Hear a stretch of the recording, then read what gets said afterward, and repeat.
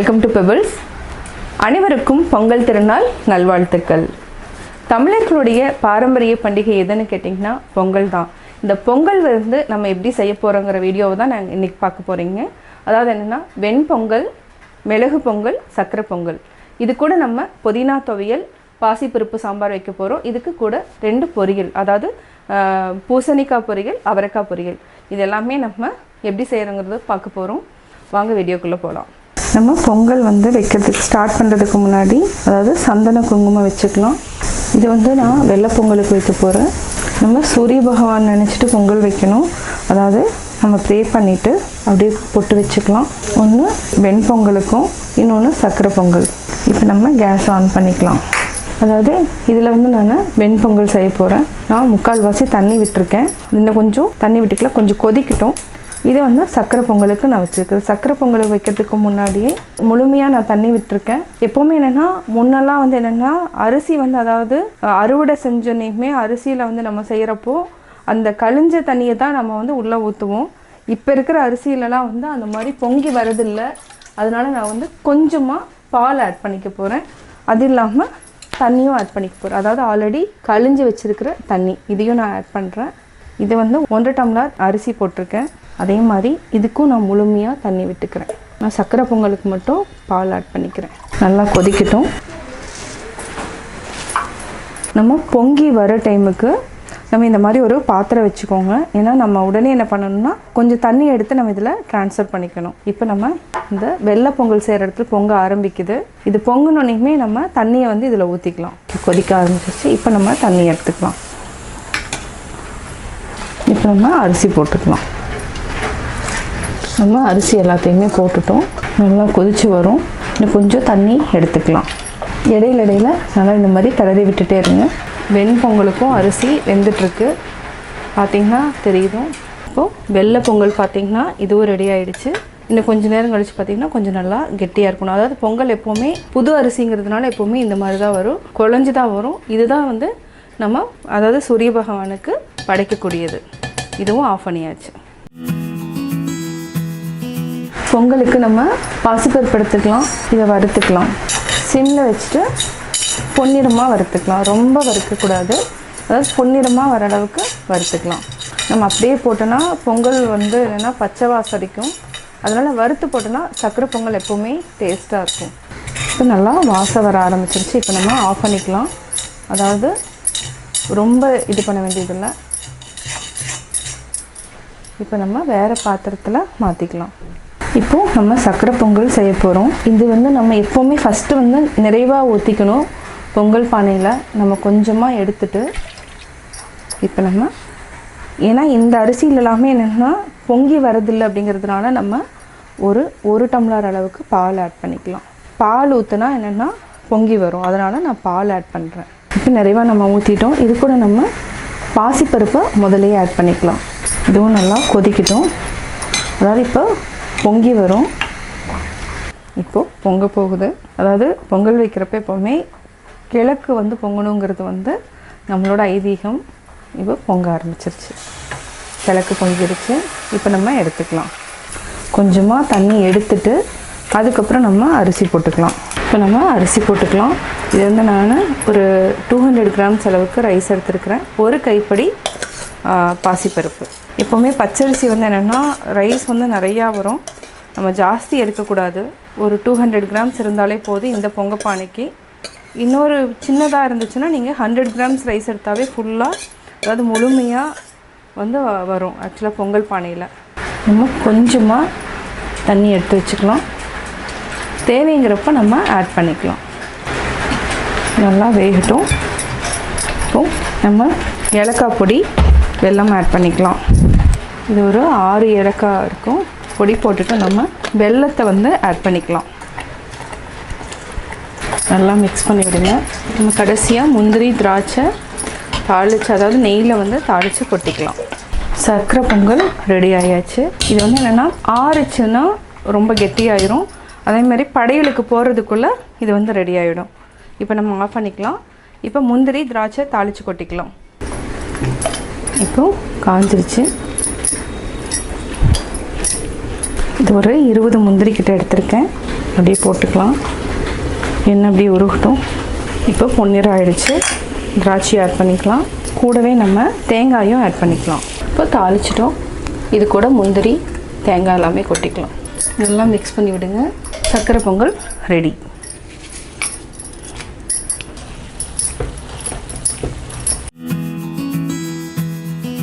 அடுத்தது நம்ம மிளகு பொங்கலுக்கு வச்சுக்கலாம். இதுக்கு வந்து நான் 2 டம்ளர் அளவுக்கு வச்சுருக்கேன். அதாவது அரிசி பருப்பு ரெண்டுமே ஒரு 20 மினிட்ஸ் வந்து சோக் பண்ணிட்டேன். இதை நம்ம அப்படியே ஆட் பண்ணிக்கலாம்.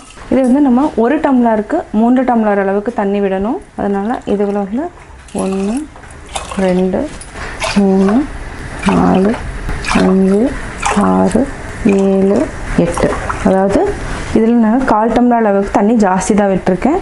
நம்ம பொங்கல் கொஞ்சம் கொலகொலன்னு வேணுங்கிறதுனால இன்னொரு 1/4 டம்ளர் விட்டுக்கலாம். தேவையான அளவு நம்ம உப்பு ஆட் பண்ணிக்கலாம். இதை வந்து 3 விசில் விட்டு எடுத்துக்கலாம்.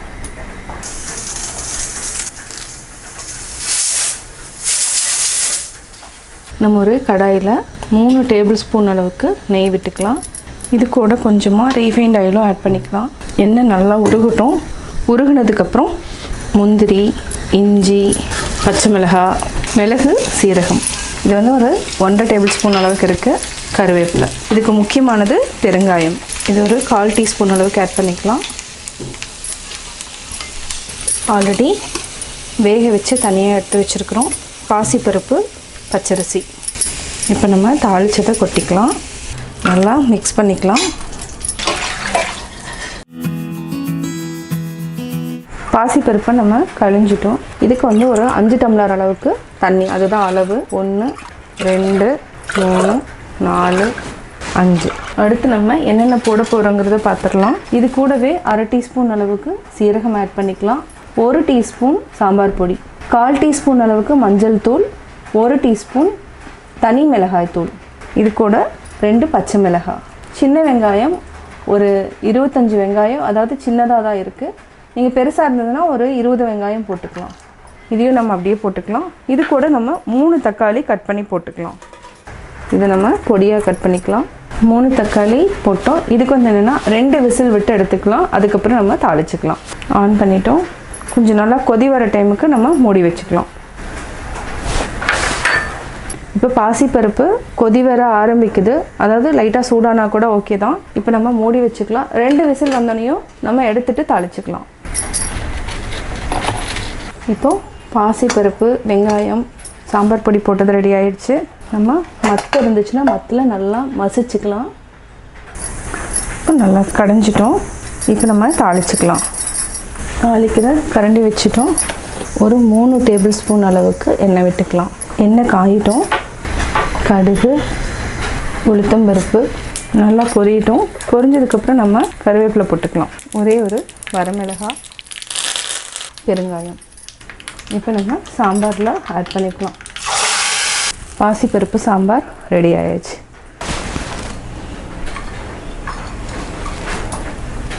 சுவையான பாசிப்பருப்பு சாம்பார் ரெடி. நம்ம புதினா துவையலுக்கு ரெடி பண்ணிக்கலாம். தேவையான பொருட்கள்: புதினா ஒரு கட்டு எடுத்து நான் க்ளீன் பண்ணி வச்சுருக்கேன். இதுக்கு வந்து என்னென்னா சின்ன வெங்காயம் வந்து ஒரு கொஞ்சம் ஜாஸ்தியாக நம்ம எடுத்துக்கலாம். ஏன்னா டேஸ்ட் வந்து நல்லாயிருக்கும். இது வந்து ஒரு பொடி பொடியாக இருக்கிறதுனால ஒரு கைப்பிடி அளவுக்கு நான் எடுத்துருக்கிறேன். இதுக்கு 1.5 தக்காளி ஆட் பண்ணிக்கலாம். 2 பச்சை மிளகாய், 3 வரமிளகாய். இதுக்கு 1/4 மூடி அளவுக்கு தேங்காய் எடுத்துக்கலாம். 1.5 டேபிள் ஸ்பூன் உளுத்தம்பருப்பு, 1.5 டேபிள் ஸ்பூன் கடலைப்பருப்பு, 30 கிராம்ஸ் அளவுக்கு நான் வேர்க்கடலை எடுத்துட்டுருக்கிறேன். இப்போ எப்படி செய்கிறதுன்னு பார்க்கலாம். ஒரு பேனில் 3 டேபிள் ஸ்பூன் அளவுக்கு எண்ணெய் விட்டுக்கலாம். கடலைப்பருப்பு, உளுத்தம்பருப்பு, வேர்க்கடலை இது 3யுமே நல்லா வறுத்துக்கலாம். பொன்னிறமாக வறுத்ததுக்கப்புறம் நம்ம வெங்காயம் ஆட் பண்ணிக்கலாம். நம்ம பொன்னிறமாக வதக்கிட்டோம். இப்போ நம்ம வெங்காயம் ஆட் பண்ணிக்கலாம்.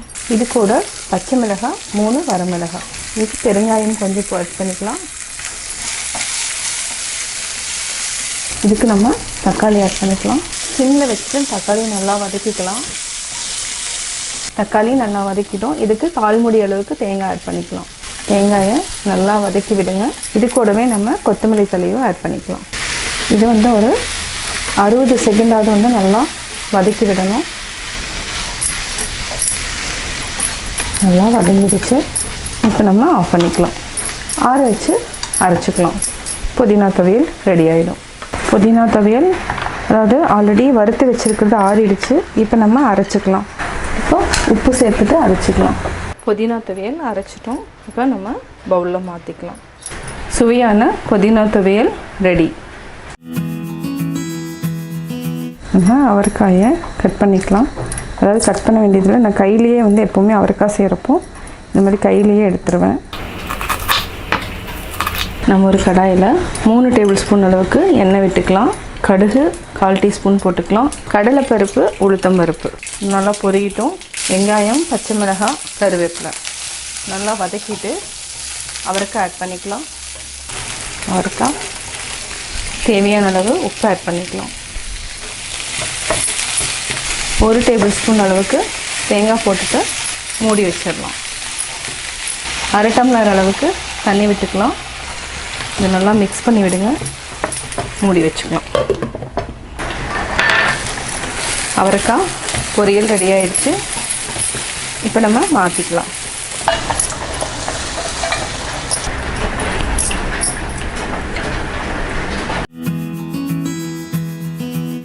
நம்ம மஞ்சள் பூசணி ஒரு 300 கிராம்ஸ் வாங்கியிருக்கோம். இதை வந்து நம்ம பொடி பொடியாக கட் பண்ணி பொரியல் பண்ணிக்கலாம். பூசணிக்காயை நம்ம தோல் சீவிக்கலாம். ஒரு பேனில் 3 டேபிள் ஸ்பூன் எண்ணெய் விட்டுக்கலாம். எண்ணெய் காஞ்சதுக்கப்புறம் 1/2 டீஸ்பூன் கடுகு, 1 டீஸ்பூன் கடலைப்பருப்பு, உளுத்தம்பருப்பு நல்லா பொரியட்டும். கடுகு, கடலைப்பருப்பு, உளுத்தம்பருப்பு போட்டு தாளிச்சிட்டோம். இப்போ வெங்காயம், பச்சை மிளகாய் போட்டு தாளிச்சிக்கலாம். இதை நல்லா வதக்கி விடுங்க.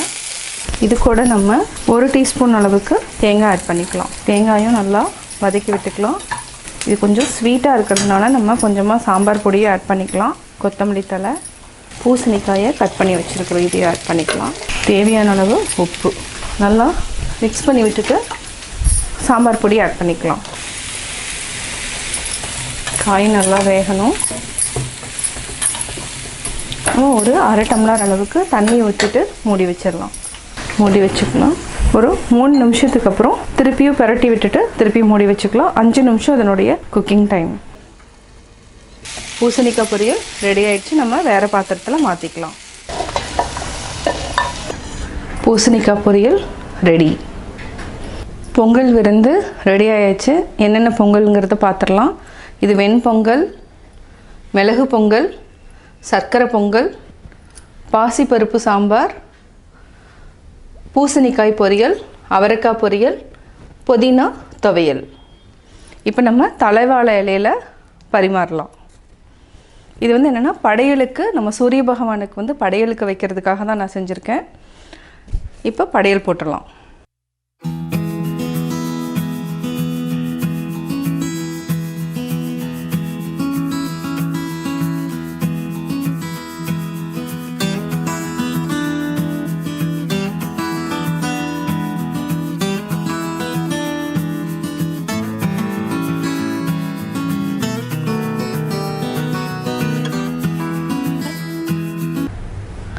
நம்ம பொங்கல் விருந்துக்கு வந்து படையல் ரெடி பண்ணியாச்சு. இது வந்து சூரிய பகவானுக்கு படைச்சு சூரிய பகவானோட அருளை நம்ம பெறலாம். பொங்கல் விருந்து எப்படி செய்யணுங்கிற வீடியோவை நீங்கள் பார்த்து தெரிஞ்சுக்கிட்டீங்க. நீங்களும் ட்ரை பண்ணி பார்த்துட்டு உங்களுடைய கமெண்ட்ஸ் எனக்கு பதிவு பண்ணுங்கள். கட்டாயம் லைக் பண்ணுவீங்க, சப்ஸ்கிரைப் பண்ணுங்கள் மறக்காமல்.